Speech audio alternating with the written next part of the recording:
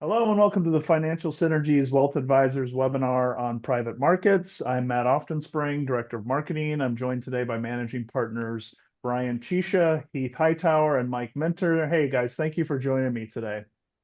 Thanks for having us. You Thanks, bet, Matt. man.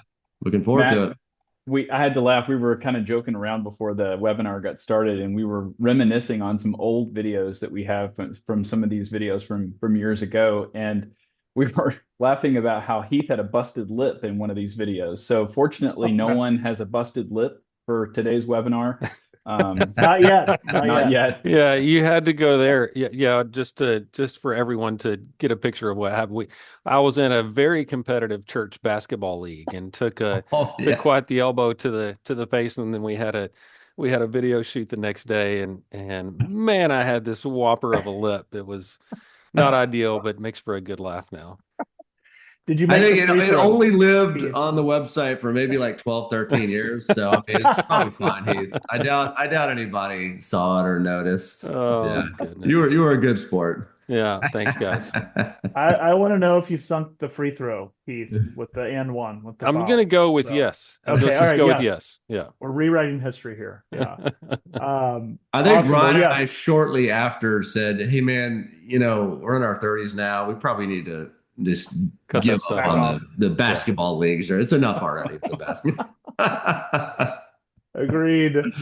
Well, Um, yes, glad Heath is healthy and able to join us today. So we're going to talk about private markets. Obviously, there have been a lot of headlines, particularly around private credit in recent months, but we want to first start out with the basics.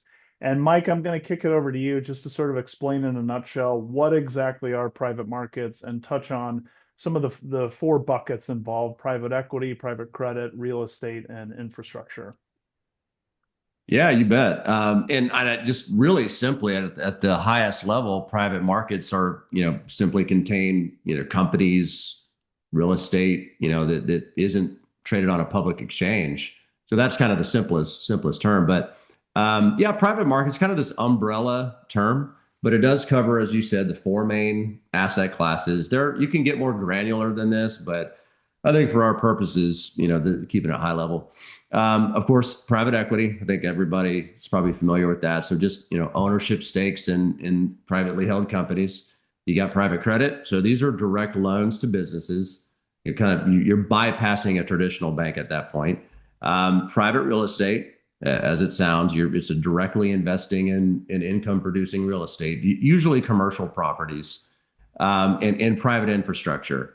That can be a little new for some people, but it's essentially ownership of these really critical physical assets like data centers, energy facilities, transportation networks. I mean, toll roads, shipping channels, things like that. So it can really run the spectrum. But what they all share is that they operate outside of the public exchanges.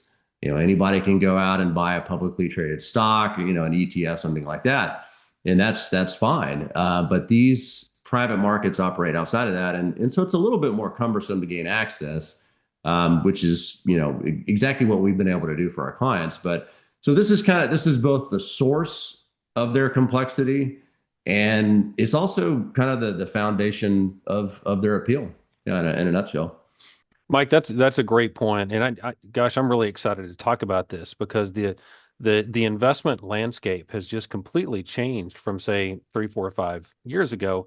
It used to be that private investments, private equity, private credit, these were things that were only available to the ultra high net worth individual, people with 50, 60, $100 million laying around to invest. And now because of technology and because there's so much cash in the private markets, now we have at our fingertips the ability to invest directly into private equity deals through the use of perpetual funds for people that are accredited investors or qualified investors. And we can talk a little bit about what that means.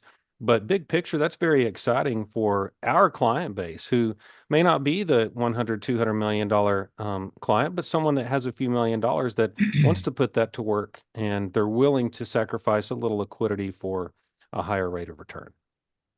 Yeah, one thing to add, Heath, and you touched on private equity specifically. I know we're talking more broadly today, but just a few stats that are pretty staggering. just on the private equity side, the opportunity set is just huge. I mean, 86% of businesses that have greater than, I think it's like 250 million in revenue are not publicly traded. They are and you'd have to access them through one of these perpetual funds or go to the more traditional private equity route. But that just shows you the opportunity set. So it's not that we can't create fantastic portfolios that are just centered around public markets. Absolutely, we can. But if you have the opportunity, it might make sense to complement that publicly traded, portfolio with some private market exposure. Because as you can tell, I mean, just those stats alone ought to open your eyes to the fact that the majority of the companies in the United States are not publicly traded, and so this provides an avenue to gain access to them.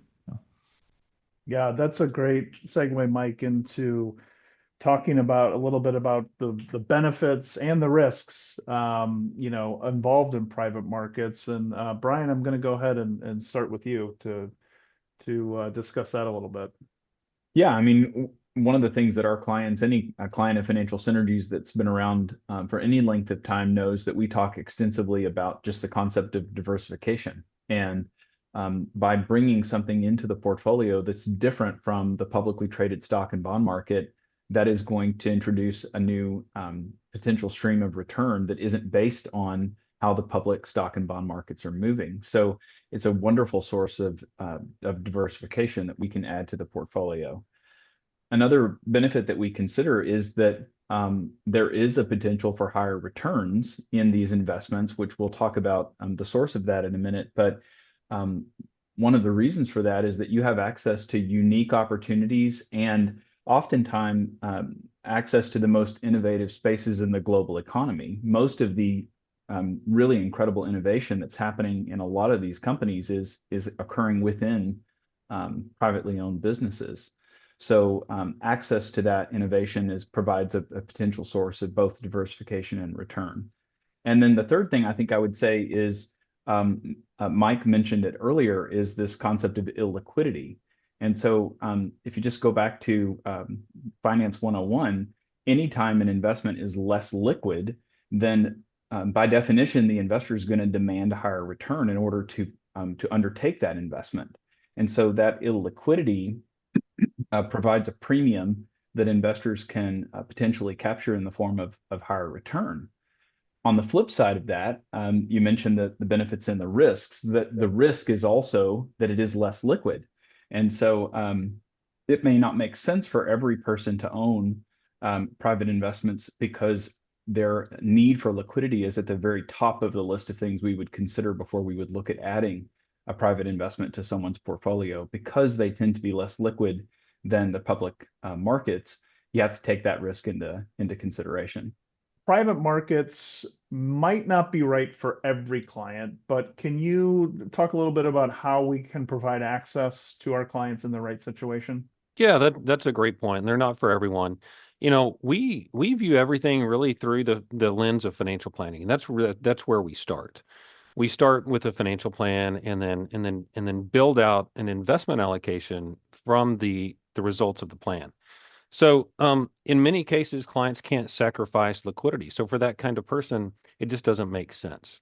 Also, these investments from a legal perspective are only available to certain types of investors. There are a couple of, for instance, accredited investors. It's important that any investment in a private placement is at least an accredited investor, someone with an income above $200,000 or a net worth above $1 million, excluding their home. So that's kind of the bar. And then there are qualified investors above that qualify for other investments as well. So it's important at a bare minimum that they meet those criteria. But then again, they may not even be necessary or desired by the client. So the roots of financial synergies is asset allocation, modern portfolio theory. We very much subscribe to this idea of a classic 60-40, portfolio, 60% stocks, 40% bonds. That's kind of the standard, I would say, within the industry. And then we can build out from there. Back in 2022, The market lost double digits, the bond market lost double digits. There was a big debate internally on whether or not the 60/40 was broken. And does that even work anymore? And of course, now we know, yeah, it does. It wasn't broken. We just had a down year. But it doesn't mean that we can't improve upon it. And so what we're trying to do is we're not going to throw the baby out with the bathwater and not invest in a diversified portfolio of stocks or bonds. Not at all. We're going to embrace that, but we're going to build on top of that with private investments like private equity and private credit and potentially investments in infrastructure and real estate. These are ways to enhance returns and also lower volatility in a way that we just can't get in public markets. Another thing that may be worth talking about, going back to the idea of understanding both benefits and risks, is that within the public equity markets, the dispersion of returns across different money managers is actually pretty tight. What I mean by that is that you can have lots of active and passive stock managers that are investing in the public equity markets, and the range of returns that those managers are going to experience usually kind of hovers around a pretty tight range of outcomes. But within the private space, the dispersion of outcomes, the range of outcomes is generally very wide. And so selecting the right manager in the right vehicle in the right situation for a client becomes really, really important, because that range of outcomes in the private markets can be very, very wide. So that's something that we got to pay really close attention to. That's a great point. The manager selection and process and due diligence in private markets is so much more intense. And it's not that you don't have to do that on the public side, you do. But as you said, Bryan, a fantastic manager versus a not so fantastic manager in large cap equity funds on the public side is not going to be some massive dispersion of returns in a given year or even a string of years. And it's unlikely that you're going to pick the worst fund and somehow be down, negative when all the other funds are in positive territory. Very, very unlikely. That's absolutely what can happen in private equity. So say, you got a dispersion of maybe 2%, between the publicly traded managers, and in private equity, it's closer to 20%, between the top managers and the bottom managers. So you can be in a situation where you're literally moving backwards, and not making any money. And so the due diligence and the things that go into selecting those private funds and managers is be a little bit more complex. Another thing that I think would be natural for people to wonder is, why now? Why are you guys including private markets in your portfolios today, whereas maybe 10 or 15 years ago, this wasn't something that was very common in a portfolio for our firm? And the answer to that really stems around the types of vehicles that exist today that simply didn't exist in the past. And I don't want to get too much in the weeds on this, but traditional private markets investing generally included locking your money up for 10 to 15 years in a limited partnership. You got a K1 that may or may not have been issued by April 15th. That's always fun around tax time. The internal costs for these vehicles tended to be very, very high. And there was also a fair amount of kind of a lack of transparency around what was available and what was held inside these investments. So for all of those reasons, we really stayed away from this area for a very long time. And recently, you've heard in this webinar a couple of times the term be used of a perpetual offering. There are new vehicles that have been rolled out. I say new, in the last 8 to 10 years, that really solve a lot of those problems. And so there is greater transparency around the holdings that are in these investments. There is a greater liquidity available. It's less liquid than public markets, but it's more liquid than a 10 or 15-year lockup. The fees are substantially lower than they have been historically. So there are a lot of things that have changed in the private world that have made accessing this type of investment much more sensible now than it was 10 or 15 years ago. One thing I think that's really important to remember is that this is not a pitch for private markets. We here at Financial Synergies, we're fiduciaries. We're fee only, and so we're in this to build the very best portfolio that we can. It's a custom portfolio for every client. So every client is different. Every portfolio is different. In some cases, private markets make sense, and in other cases, they just don't. And so, if you're curious about whether or not you think it makes sense for your portfolio or for your financial plan to include private markets, give your advisor a call and talk to them about it. These things are powerful, but you want to make sure that they're used the right way, and we'd be happy to guide you through that. Yeah, great points, Heath. And I kind of, just to reiterate what I said at the beginning, is we absolutely can create fantastically diversified public markets portfolios that will achieve your financial goals. We've been doing that for a long time and we'll continue to do that. But in the right situation, private markets can make sense to an otherwise diversified, publicly traded portfolio. And again, we'll come to that decision with collaboration with you and your advisors and of course my team, the investment management team.